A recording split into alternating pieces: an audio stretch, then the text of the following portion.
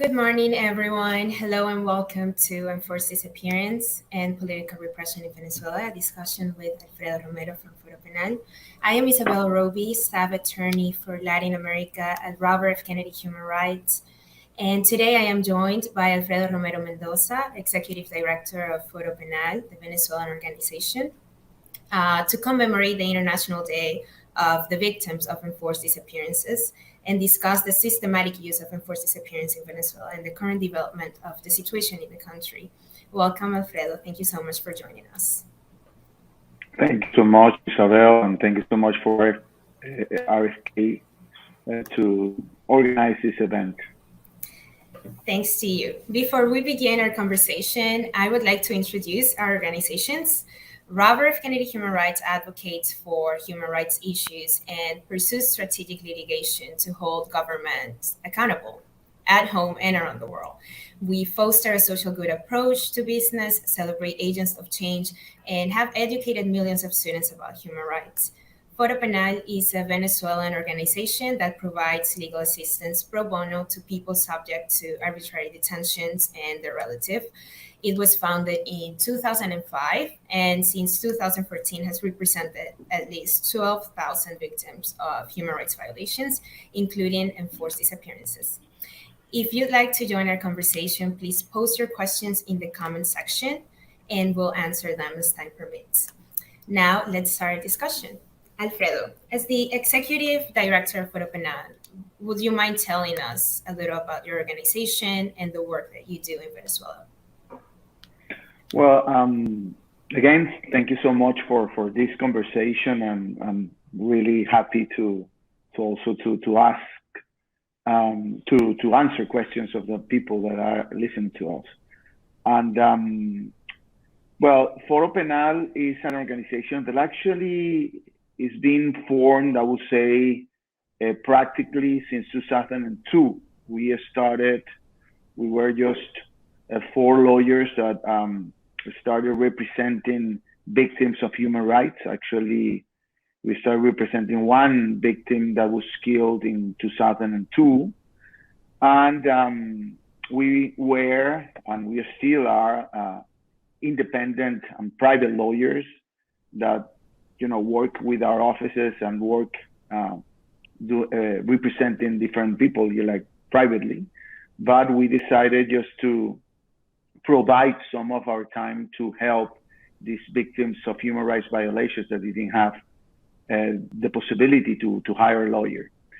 So after that, after this first victim in 2002 that was killed in a protest, we then represented another one. So another one come to us, and in the end, just to do the story short, we have represented right now more than 12,000 victims of political repression. And we are formed right now by more than 5,000 volunteers, not just in Venezuela, but also around the world in 29 cities around the world. So at this moment, we represent most of the majority of political prisoners in the country, and also people that have been tortured, have been denounced, have been tortured when they were detained, and people and the families of victims that have been killed in protest. Thank you so much, Alfredo. Those are very impressive numbers. And since you mentioned a little bit about the background of Foro Penal and obviously the context in which it was created, for those of you who aren't that familiar with the context of Venezuela and the conditions, the country is facing an ongoing political repression, restrictions on civic space, and widespread human rights violations, and also the region's most significant humanitarian crisis, which has caused nearly 6 million people to flee abroad. For several years now, we've partnered with Foro Penal to monitor and assess the human rights situation in the country. And in 2020, we released a joint report detailing the use of enforced disappearance as a tool of political repression in Venezuela. And I'm just going to take a few minutes to explain what enforced disappearance is and how it is defined, because it is connected to the next question that I'm going to ask Alfredo. Enforced disappearance is a gross human rights violation, and it's also an international crime. It is often used by governments as a tool to create terror in the society. And the UN Working Group on Enforced Disappearance has defined enforced disappearance as, and here I'm quoting, to be the arrest, detention, or any other form of deprivation of liberty by agents of the state or by persons acting with the authorization, support, or acquiescence of the state. This is followed by the refusal to acknowledge the deprivation of liberty or the whereabouts of the disappeared person. This obviously places the person outside the protection of the law. So there are three elements, which is the deprivation of liberty, the involvement of political government officials, whether with their consent, acquiescence, or direct conduct, and then the refusal to acknowledge the whereabouts of the person. Alfredo, in our 2020 joint report on enforced disappearance used as a political tool for repression in Venezuela, we noted that in many cases, the disappearance were short-term, and they were largely the result of three circumstances. The state wanted the person disappear, the security forces wanted to hide evidence of torture, or the authorities just couldn't process the person within the 48 hours that the Constitution establishes to present the person after she or he has been deprived of their liberty. But at the same time, they wouldn't allow them to contact anyone, and they wouldn't give information of their whereabouts. And these disappearances used to be, not in all cases, but in most cases, short-term. These might create confusion because this is very different from what people have in mind when they think of enforced disappearance. They think of people who vanish for years or are never found. But there is another form of enforced disappearance, which is short-term, and it has very specific purposes. Could you tell us in more practical terms what is the situation in Venezuela and how short-term enforced disappearance is used as a tool for political repression? Well, that's an interesting, not just question, but analysis, because what you made. And actually, it is important, first of all, to understand that it's not that there are short-term enforced disappearances or long-term or medium-term enforced disappearances. Enforced disappearance is just one concept, and actually happen in short term or long term. The important thing here is that you cannot, as a policeman or as a security force, just to detain someone and not tell where these people, where this person, where this man or woman is. So you have to inform where they are, and you cannot just take them from their homes or from the streets or whatever and just hire them. And that's the important thing. This is not, and when this person doesn't, when you don't know, I mean, the lawyer or the family, you don't know where this person is, even though if this person is disappeared, or you don't know where she or he is for 1 hour or 2 hours or 3 hours or 1 day or 2 days or 1 month, this person is disappeared. And I'm just, I want to clear this up because I think, of course, first of all, I will tell what the report says, which is very important, that most of the people that were disappeared, and many of the people that were disappeared, according to our report in Venezuela, after they appeared, they have told us, or they have denounced that they were tortured at some point, or they were the human rights were they were abused at some point when they were disappeared. So, of course, there is a cost for disappearing these people in some examples, okay? But on the other side, I will say that because we are talking, and when we do this report, the cases that we are actually analyzing are political cases, but also occurred in cases that are not political, and that happens sometimes because of ignorance of the law.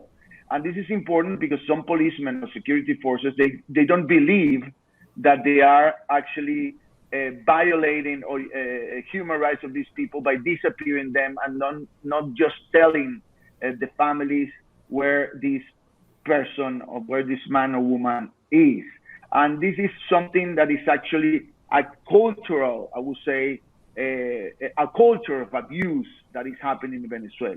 Because the policemen, the security forces, they don't essentially respect the law. And sometimes they are not educated to respect the law. And they are educated, or the culture is just to abuse and to act arbitrarily. So I think that's why it is important, the definition. And right now, to everyone that is listening to us, to understand that everyone who is detained, either arbitrarily or not, and the policeman or the security force that detained this person doesn't tell where this person is, this person will be enforced, disappeared, technically speaking. Thank you, Alfredo. I think that's very important. And one of the things that you mentioned is how closely linked enforced disappearance is to other human rights violations. Something that we have noticed in our monitoring and our reporting is that every time a person is forcibly disappeared, it's obviously more vulnerable to other gross human rights violations like torture.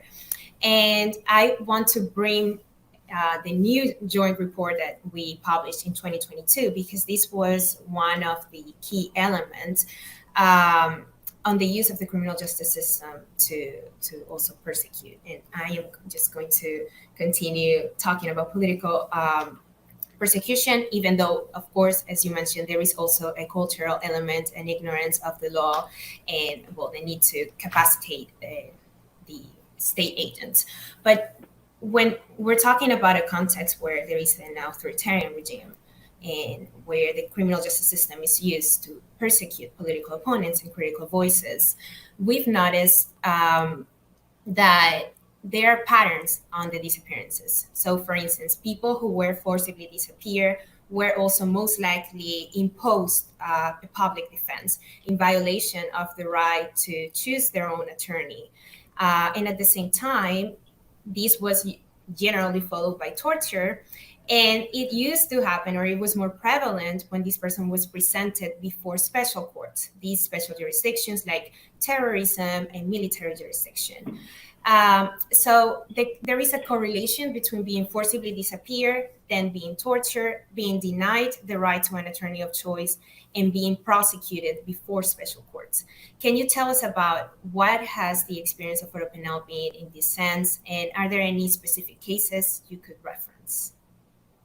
Yeah, that's also again an interesting point, because I'm just going to tell you an example. At this moment where we are talking here in this nice conversation, Javier Tarazona, who is a human rights defender, it's in jail. This moment at the Helicoide, which is a place where many political prisoners are at this point detained. Javier Tarazona was detained in Falcón, the state of Falcón in Venezuela. Specifically, he was detained in Punto Fijo, which is a city of the state of Falcón. So he was detained, and this is important and curious in some way. He was detained when he was denouncing a human rights violations at the prosecutor office, at the public prosecutor regional office at Falcón State. He was detained there, which is totally arbitrarily because he was there. I mean, if there was a reason to be detained, of course, the best way to do is just for the prosecutor to interview him or whatever, not to be detained arbitrarily with the external security forces. Anyway, he was detained by SEBIN in that specific place. After he was detained, he was taken arbitrarily from the office, and nobody knew anything about him. So What foro penal? So imagine this situation. So you don't know where he was taken. So now it comes how works. I mean, how works enforced disappearance in order not to have, as you said, the right of defense or the due process of law. Okay, you don't know as a lawyer where he is, so the family called foro penal. Actually, his brother called foro penal, and before he was also detained, because anyway his brother was also detained later on, but he before that he called for a penal. But anyway, so we have to call our coordinator in Falcón State in order to find out in all different police stations where Javier Tarazona was detained. So we didn't know for about 24 hours after, extra officially, we knew that he was sent, or he was actually he was sent to Caracas by a plane. Actually, but anyway, when he arrived in Caracas, we didn't know where he was, and we didn't know where he was in Caracas, so we thought that he was at the DGES team, which is the Director of Counterintelligence, but he wasn't there. So at the end, we found out that he was at the Helicoide, the place that he is at this moment detained. So after that, he was taken to a court a day after, the July the 2nd. He was taken to a court on a Saturday, so on the weekend. So we didn't know anything about Javier Tarazona. We didn't know when he was going to be taken to a court. And because we already are used to it, we have to place, so imagine that.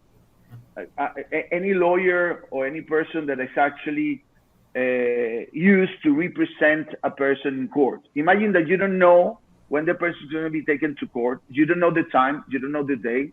So and this person is going to be taken to court on a weekend where the court is closed. So we had to place foro penal, and we're used to that, lawyers and volunteers all around courts, all around places, police stations, just to find out where this person is.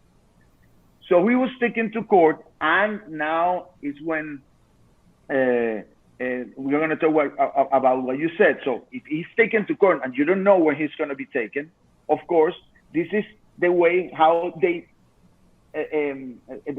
courts actually impose a public lawyer or a public defense. Why? Because there is no way that the lawyer knows exactly at what time this person's been actually the hearing is going to happen. So that's one of the, I would say, one of the most important things, or I would say problems, or one of the most important consequences of forced disappearance. So they use the forced disappearance sometimes just to do whatever they want to the person who is detained, like what happened to Javier Tarazona. He has denounced at least that he was tortured, and that is investigation that had to happen. But also he was taken to a court without the possibility of being represented by a lawyer. But not happy with that, because we already knew about it. So our lawyers were at the door of the court, because they, did the way just to get into the court and be at the door of the court where the hearing was going on. And even though our lawyer, which is actually a woman, Stefania Migliorini, our Caracas coordinator, was there at the court, the judge didn't allow her to get into the hearing. So it was totally a systematic way of violating the right of defense of this specific person. So this is just one example of Javier Tarazona. But as you already said, you guys that are listening to us, you can read the report, and you can look at many examples of people that have been forced to disappear. You can look at, also you can read the report of the fact-finding mission of the United Nations fact-finding mission, and also you will see different examples of forced disappearance like the Javier Tarazona case. Yes. Thank you so much, Alfredo. This also reminds me of a very important data that we obtained in the 2020 joint report. Maybe you want to comment briefly on that. But we found that women who were detained faced a greater chance of being forcibly disappeared than men. Even though there were fewer cases of women, in proportion, women were way more susceptible to enforced disappearance. For example, in 2018, there were 58 women and 142 men disappeared, but approximately 51% of the women detained were also disappeared, compared to 34% of the men. We also noticed that when women were targeted, they were targeted for specific purposes, to subtract information from them or to punish and intimidate family members. Is this still the case? Has the situation changed since 2020, or does it remain more or less the same? And also, if you could tell us who is at most risk of enforced disappearance in Venezuela. Well, I'm gonna answer first the last question. Who are at the most risk of enforced disappearance are political opponents or people that have been politically persecuted. Regarding women, yeah, it's a data that actually surprised me when you guys analyze it, and I think, of course, there are two reasons of that, and you already told us what are the reasons. First of all, there are less women than men being detained for political reasons, so that's why you can see that maybe the percentage is maybe higher in women than men. But anyway, but on the other side, yeah, you're right, that most of the women that are being detained for political reasons are women that are detained in order to subtract information about either a husband or a brother or a father or a family or relative that they are looking for. So these are cases these are not cases that are not being reported. That the case, for example, of Ariana Granadillo, this is a case that was reported in the fact-finding mission, the UN fact-finding mission report, and also at the RFK report. Ariana Granadillo was detained because they were looking for his one relative of her, and actually he was detained for a while, and they were asking her about this relative who's a colonel, but actually they detained later on, and he's still in jail at this moment. But this is a case, and this is an example of a case of a woman that doesn't have nothing to do with the situation why they were looking for or they were persecuting this specific colonel for political reasons, and they detained her just to look for him. So yeah, this is, I think, a reason why they detain women, and that's why most of them are enforced disappeared, and why they just disappear them for a while. First of all, because they don't have any reason to detain them. They don't have even a little possibility or a little evidence to detain this person. So they just detain them in order to find out where the relative or her relative is, and that's the only reason, and that's why they enforce disappear this person in order to actually put pressure on the person they're looking for. And there is, you asked me about the situation at this moment. What is the situation at this moment? If you're invited, you all guys that are listening to us, and you, Isabel, to read my Repression Clock, the book that I call the Repression Clock, and actually analyze the different phases of these autocratic regimes. And this moment, we are at the appeasement phase in Venezuela. On the appeasement phase, so which is totally it's like a perception of peace, of everything is calm. There are not much protests. Why? Because people get tired of protesting, because there were a lot of protests in 2019 and 2020. So we are in the phase that no protests are happening. So there is a strong relationship between protest and repression, but it doesn't mean that there is not. What I'm saying, there are many people incarcerated that you can see that there are not much enforced disappearances happening at this moment because there are not much protests happening. But there is a selective repression. Repression is still going on. And what is more important is that even though there is no many people detained for political reasons as in comparison to 2020, for example, there's still not just political prisoners in jail, but the timing or the time of people in jail has actually increased. So you can see right now 245 political prisoners, and usually what happens is that the what I call the revolving door effect of political prisoners used to happen, where some people are incarcerated and others are released. This is something that is not happening too much because not many people are being incarcerated, but the time in prison of these people have increased. So you can see the same numbers of political prisoners than in 2020, but the same faces are there. So the faces or the names of the political prisoners hasn't changed as they changed, for example, in 2020 because of the revolving door of repression. Thank you, Alfredo. That was actually one of my questions, but you already answered it. And it was that correlation between protest and state repression and how to sort of counteract that. But because we're short on time, I do want to ask you a more personal question. And if you have a message for the victims of enforced disappearance in Venezuela, and also to all those lawyers and human rights activists that continue to work to help those victims despite the continuous repression and human rights violations in the country?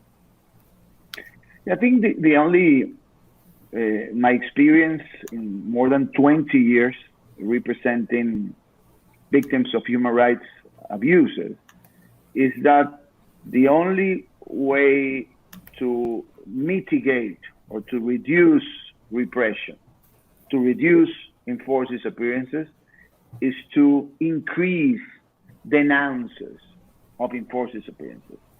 I mean, human rights defenders, human rights NGOs in Venezuela, like Provea, for example, like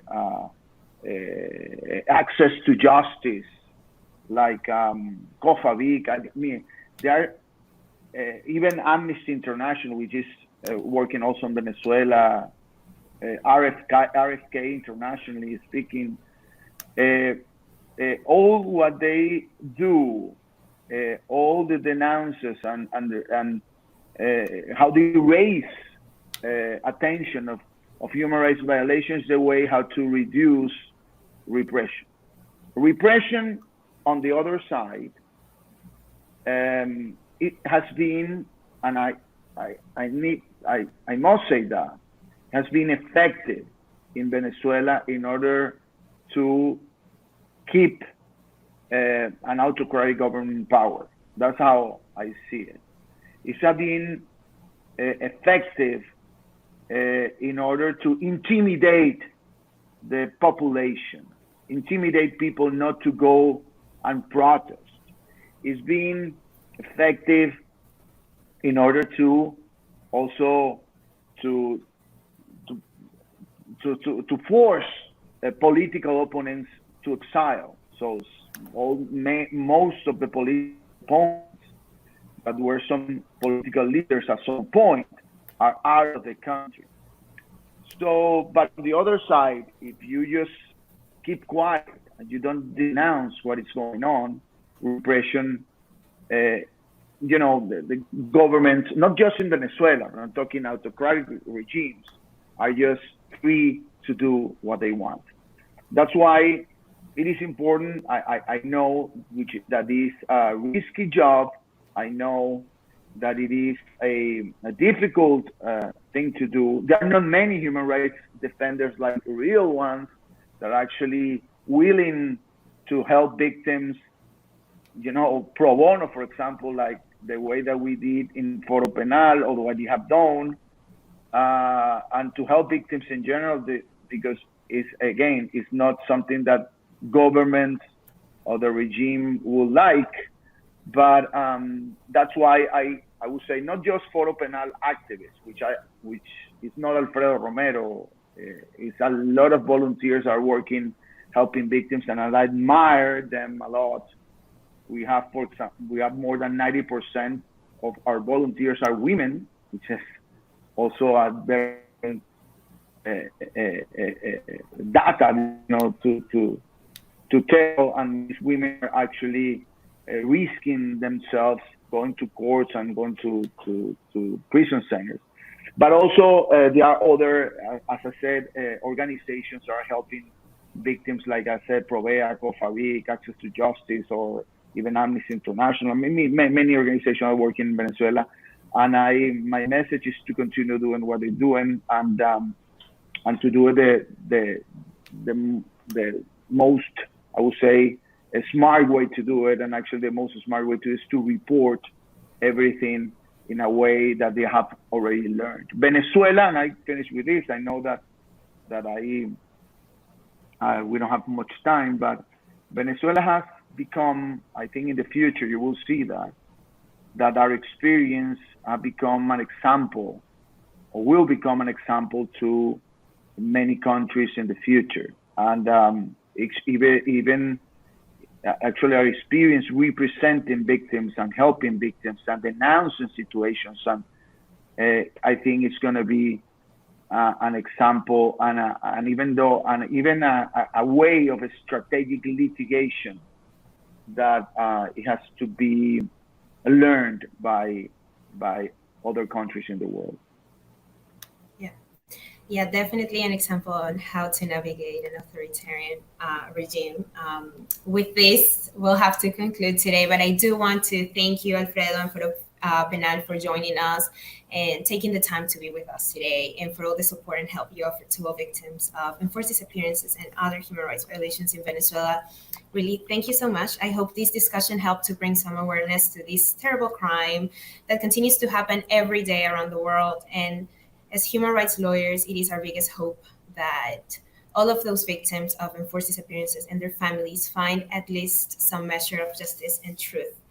Thank you, and until next time, if you enjoyed this event, please let us know by sharing with your friends, followers, and connections. And remember to follow RFK Human Rights and Foro Penal on Facebook, Instagram, LinkedIn, Twitter, TikTok, and all of the other social networks. Thank you so much for watching.